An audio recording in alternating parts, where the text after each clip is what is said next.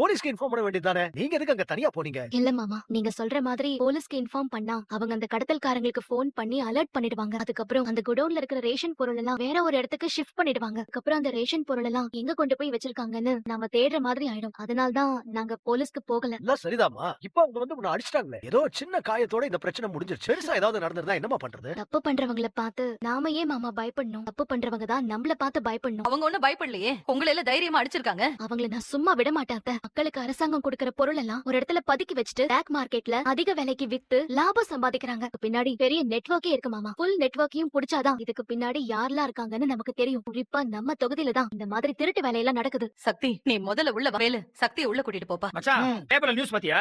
என்ன? நீயே பாரு. நியாய விலைக்கடையில் ஊழல் செய்து கையும் களவுமாக சிக்கிய தென்னரசு எம்எல்ஏ வட்டாட்சியர் சாரங்கபாணி காந்தி நகர் சட்டமன்ற தொகுதியில் உள்ள ரேஷன் கடையில் தரமற்ற ரேஷன் பொருட்களை மக்களுக்கு வழங்குவதாக அரசாங்கம் கொடுக்கும் அரிசி, பருப்பு, கோதுமை போன்ற தானியங்களை தனியார் நிறுவனங்களுக்கு விற்றுவிட்டு நமது நிருபர் சாட்சி மற்றும் ஆதாரத்துடன் கண்டுபிடித்துள்ளார். அவர்கள் பதவி விலக வேண்டும் என்று பொதுமக்கள் தமிழக முதலமைச்சருக்கு கோரிக்கை வைத்துள்ளனர். அரசு கொடுக்கும் உணவுப் பொருட்களை திருடி விற்கும் இந்த சட்டமன்ற தொகுதி எம்எல்ஏ தென்னரசு மீதும்